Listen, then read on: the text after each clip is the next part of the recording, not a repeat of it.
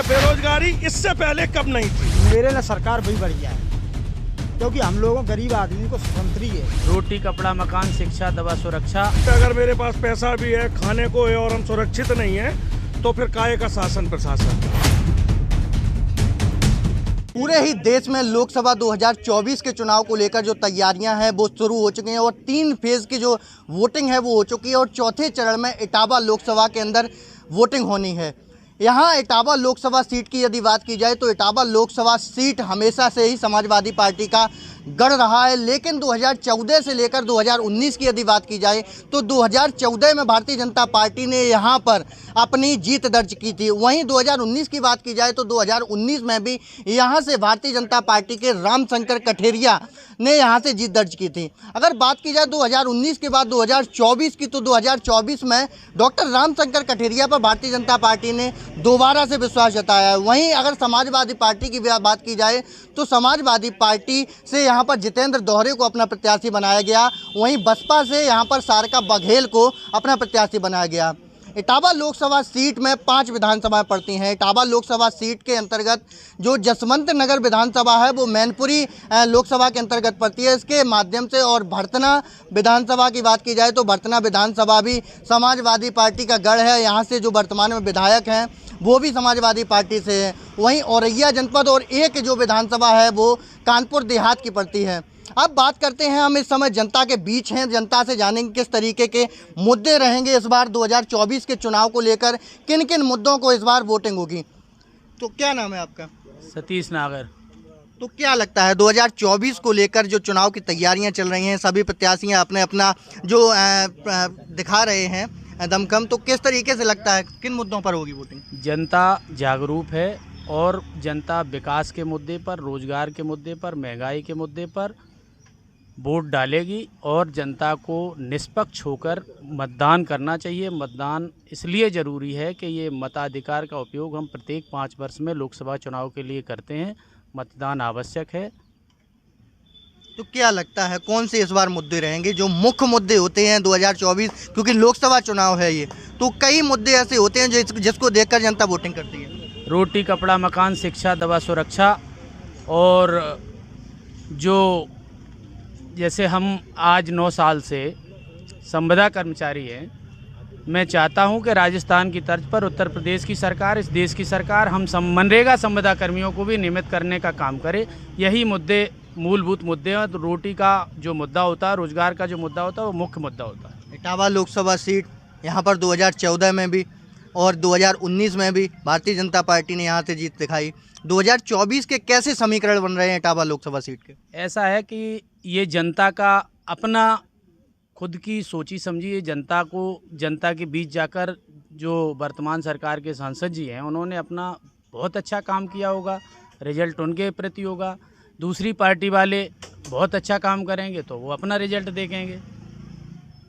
जनता अपने हिसाब से मतदान करती है। तो क्या लगता है, और भी लोग हमारे साथ मौजूद हैं, इनसे जानते किन किन मुद्दों पर इस बार वोटिंग होगी। वोट तो आप भी डालते हैं ना? नहीं डाल। कौन से मुद्दे ऐसे होंगे जिन पर आप वोटिंग करेंगे इस बार? सब ठीक हैं, जो अच्छे जो मुद्दे हैं भाई सबके अपने हिसाब से वोट डालते हैं आदमी, जिनकी जहाँ इच्छा होगी वहीं वोट डालेगा। ऐसे होंगे जिसको लेकर आप वोटिंग कर रहे हो, जो सरकार, वर्तमान सरकार के कार्य अच्छे लगे हों या ना लगे हों, तो कौन से मुद्दे हैं ऐसे? सरकार के तो सब काम अच्छे ही हैं, खराब कौन हो, सब अच्छे ही काम हैं सरकार के। सब अच्छे हैं हमारी तरफ से तो अच्छे हैं।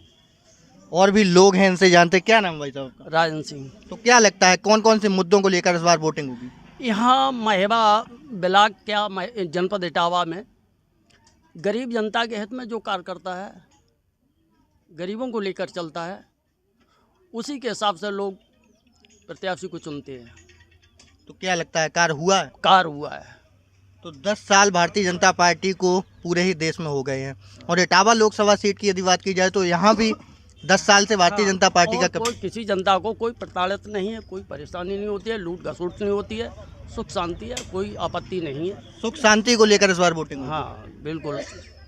तो कौन से ऐसे विकास कार्य हैं जो अभी भी आपको लगता है कि अधूरे रह गए हों, जो आगे? वो जो विकास कार्य अधूरे रह गए वो भी सब पूरे होंगे जब अभी काफ़ी जनता को शांति मिली है, तो उसी हिसाब से वोट करें कि जैसे किसी को गरीबों को कनेक्शन है कुछ योजना है, कुछ राहत मिलती है थोड़ी बहुत गरीबों के लिए, उतनी बहुत है। और कुछ ये जन धन योजना के तहत में कुछ पैसा जो आता है किसान का, उससे भी कुछ फर्क पड़ता है। फर्क पड़ता है।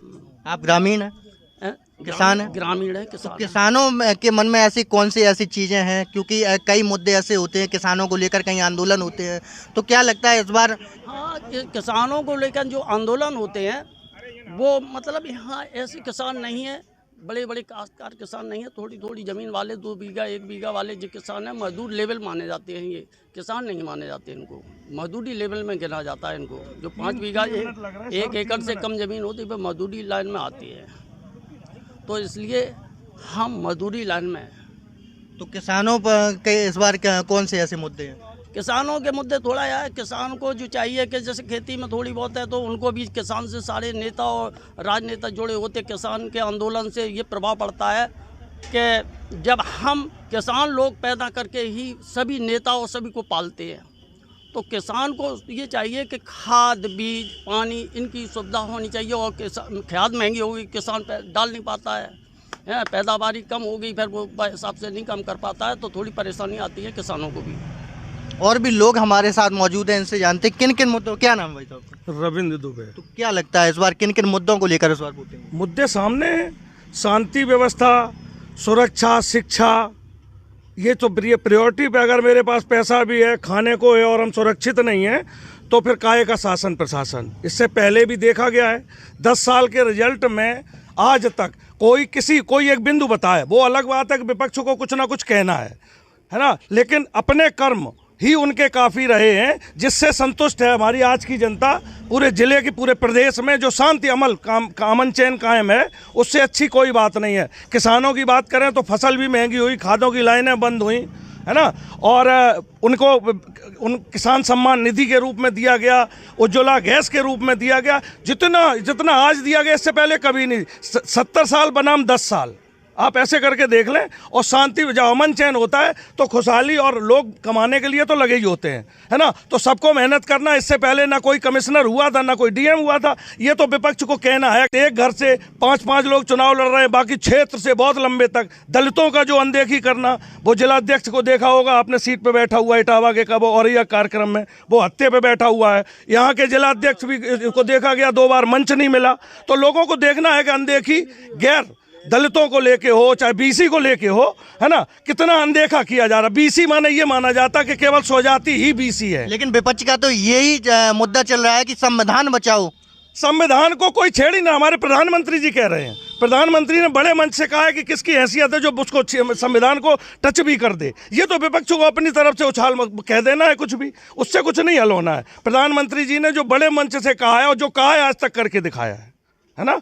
तो अब विपक्ष को तो कुछ ना कुछ कहना है, और नहीं तो चुनाव ही काहे के लिए हो, फिर तो स्थापित हो जाएगा ना एक दल। इस बार मुद्दा चल रहा है बेरोजगारी को लेकर। बेरोजगारी, हमें केवल कोई ये बता दे कि बेरोजगारी इससे पहले कब नहीं थी। हम ग्रामीण क्षेत्र के लोग रहने वाले हैं, कितने घरों में इन्होंने पोस्टेड कर दिए थे। एक जाति के तो थे, एक घर से 7-7 लोगों के नाम में बता सकता हूँ। उन्हें लेखपाल हो गए, सचिव हो गए, चूंकि उसमें कोई शिक्षा, उसकी शिक्षा इच्छा से मतलब नहीं थे, उसमें सूची से बात थी। आज जो कुछ है, एक पैसा बिना लगे लाइन लगा के जो जिस विभाग में हुए, बिना ले दे के, और ना जात पात देखा गया, हर जात से सिलेक्शन हुए जिसमें भी हुए।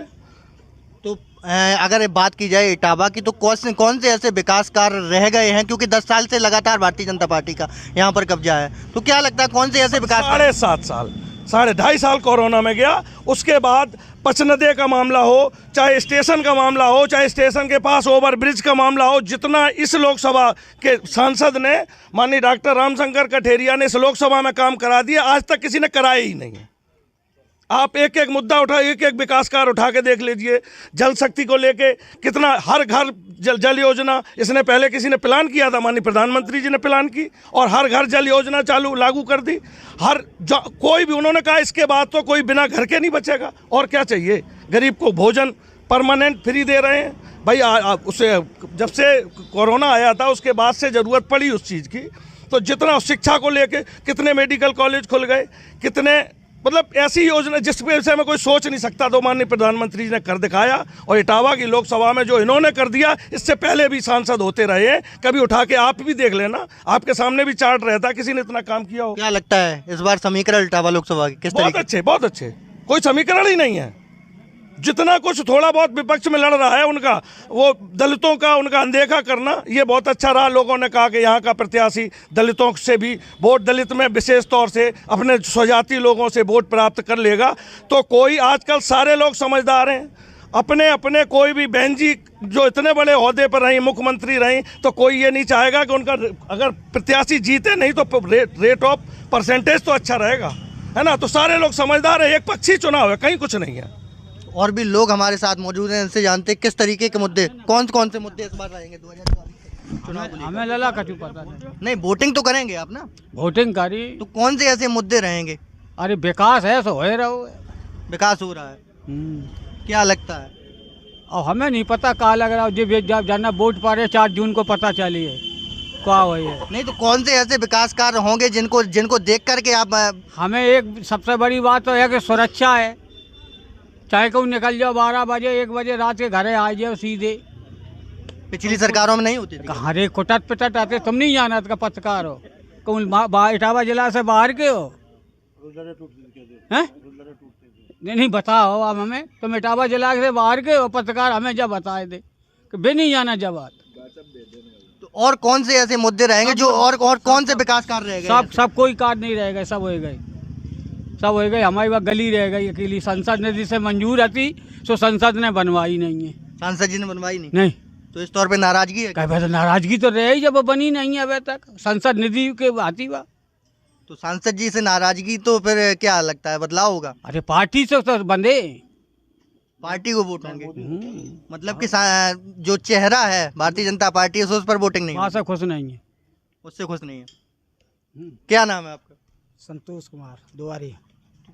संतोष कुमार दोहरी। तो क्या लगता है इस बार किन किन मुद्दों पर वोटिंग होगी? ऐसा है साहब, वोटिंग जब सरकार में बढ़िया सुकून है। मेरे ये भी पत्रकार बैठे हैंगे अनंतराम के, मेरे चौराहे पे आए दिन तक वहाँ चमार कोरी धोबी दानों मर नहीं गए, सब पिटते करे उन पे। आई समझ में, नंदन नगर आके सुराइंदा आके कहूँ के जिस सब लोग मारते करे आए के। आई समझ में, ये गुंडागर्दी बिल्कुल ख़त्म है की।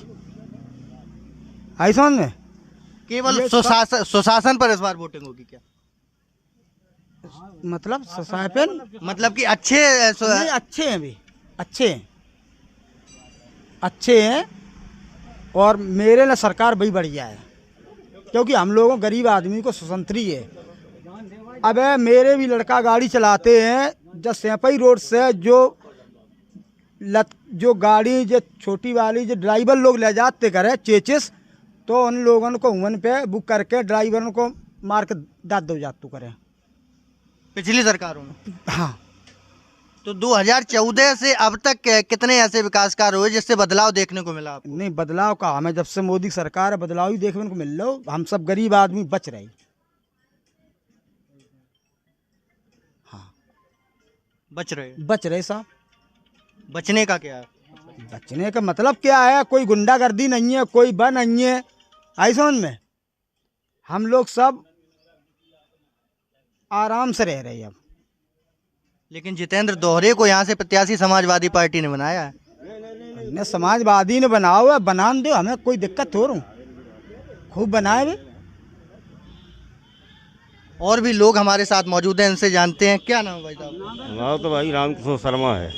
क्या लगता है इस बार किन किन मुद्दों पर वोटिंग होगी? भाई हम तो भाजपा को देते आए हैं और फिर भी देते रहेंगे। हमें इससे बहुत सुकून है और मतलब बढ़िया कार्यक्रम चल रहे हैं सब।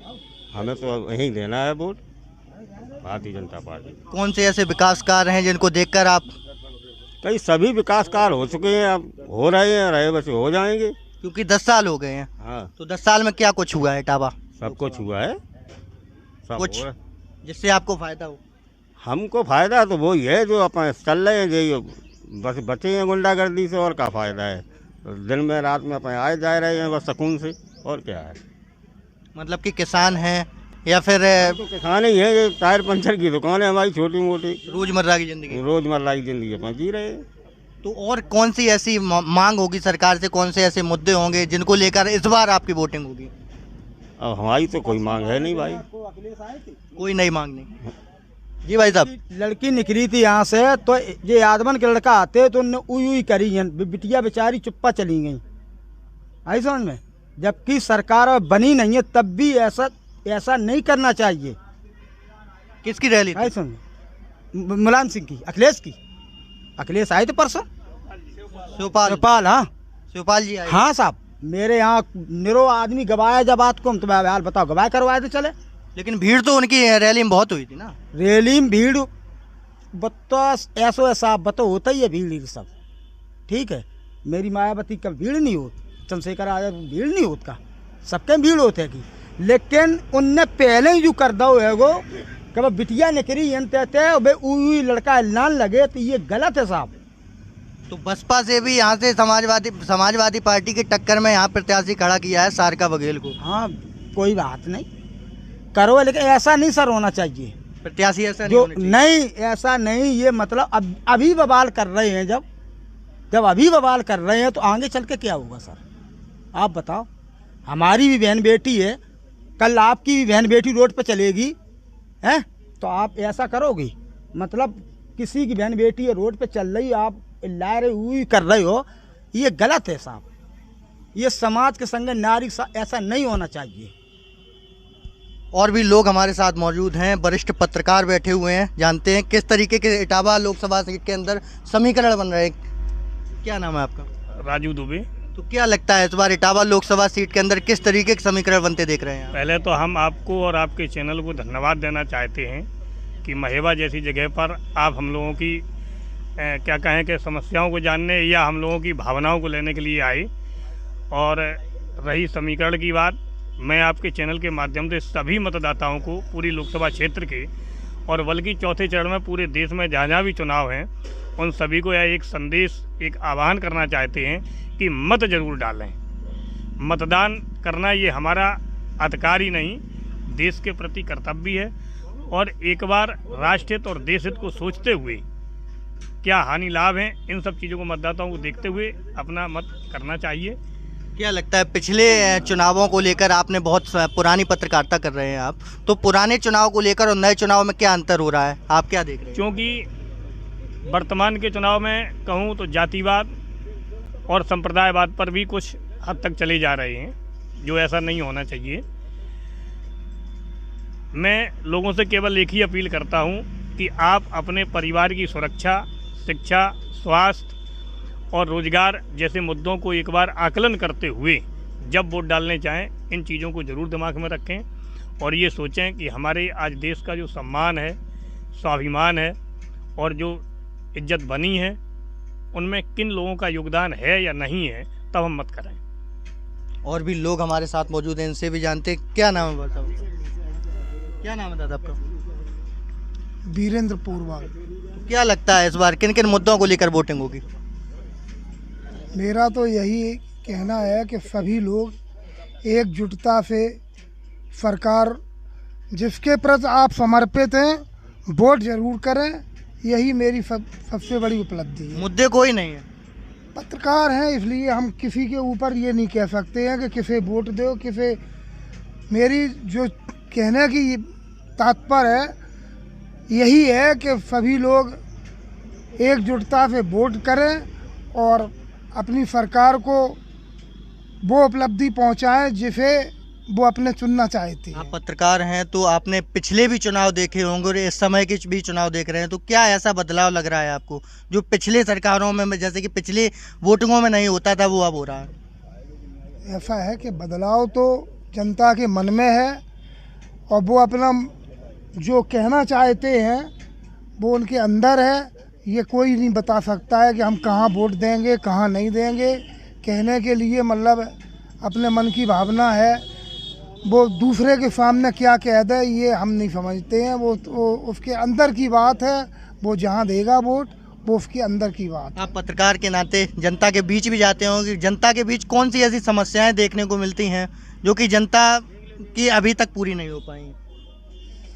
वैसे तो आज ही मैंने अपने जन चौपाल में दैनिक जागरण से भेजी है, तो जो हमने अपने जन चौपाल में मुद्दे हमने खुद उठाए हैं, तो जनता को वो मुद्दे पसंद हैं। वो तो ये कहते हैं कि मुझे तो सुरक्षा, सब पैसा अलग है, सुरक्षा अगर नहीं है तो कोई व्यवस्था अच्छी नहीं है। सुरक्षा पहले, व्यवस्था, सुरक्षा से ही व्यवस्था बनती है। सुरक्षा से। तो ऐसे कौन से विषय होंगे इस बार कि लोगों के लिए क्या अपील करेंगे आप? लोगों के लिए यही अपील करता हूँ कि अपने उस प्रत्याशी को जिताएं जो यहाँ का विकास कर सके, यही मेरी। आइए, और भी लोग मौजूद हैं, जानते हैं किस तरीके। क्या नाम है आपका? आप भी वोट डालते होंगे ना? वोट डालते हैं ना? प्रदीप कुमार द्वारे पुरावली से। तो क्या लगता है इस बार किन किन मुद्दों को लेकर वोटिंग करेंगे? कौन से ऐसे कार्य हैं जिनको देखकर वोटिंग करेंगे? कार तो सभी कर डाले। हमारे गांव के तो सभी नाराज हैं सांसद जी से। सांसद जी से क्योंकि 5 वर्ष निकल गए, उन्होंने हमारे गांव में दर्शन नहीं दिए और ये भी नहीं देखा कि किस किस्म के किधर लोग रहते हैं। अभी पुरावली गांव पड़ता है, एससी मोहल्ला, तो उन्होंने झाँक के नहीं देखा। हम एससी वर्ग से हैं और हमारा तो विचार यही रहेगा कि सरकार बढ़िया चली है, वोटिंग भी होगी। लेकिन सांसद जी के नाम पर वोटिंग नहीं होगी। सांसद जी से थोड़ी नाराज है, बाकी भारतीय जनता पार्टी को वोट दिया जाएगा। कौन से ऐसे वादे थे जो अधूरे रह गए, जो सांसद जी से नाराजगी है? नाराजगी वो हम क्या नाराज होंगे, हमारे आधे से ज़्यादा गांव के लोग नाराज हैं। कुछ सड़कें हैं, कुछ गलियां हैं, कुछ नाले हैं ऐसे पड़े रहे, जो वहाँ जागों के ऊपर पानी था, कचड़े से निकलते थे, वो सांसद जी ने नहीं करवाया। वो जो ब्लॉक प्रमुख जो यहाँ सपा समाजवादी पार्टी से उन्होंने करवाया था, तो कुछ लोग उन्हीं को सपोर्ट करेंगे।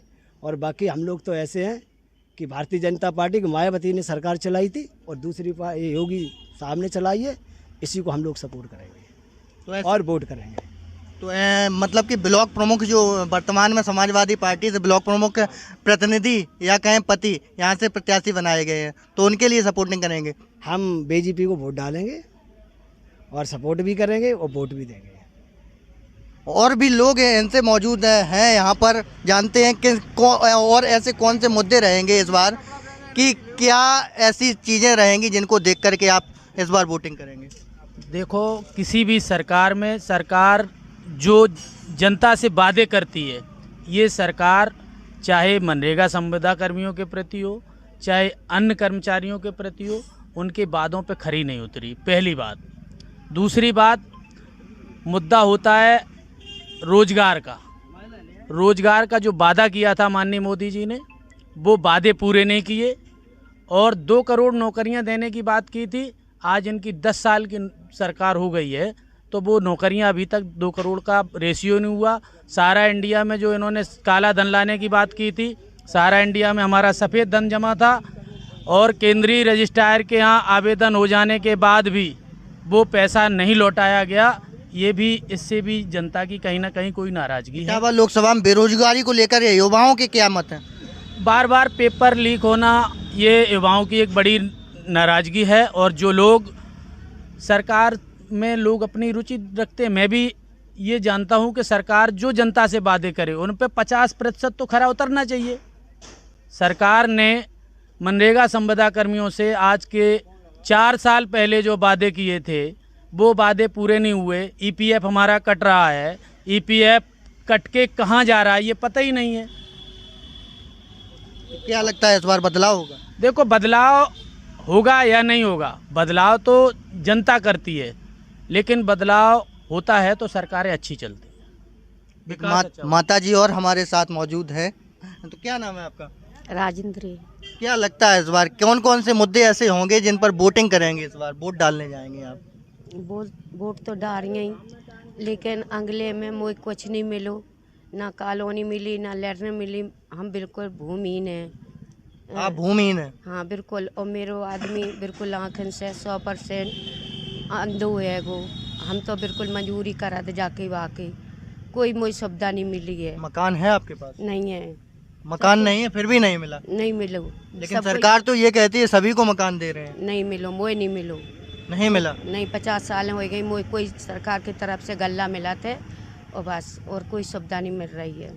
तो क्या लगता है, नाराजगी है सरकार से, वर्तमान सरकार से? बिल्कुल है, मुझे जब सुविधा नहीं मिल रही तो नाराजी तो है ही।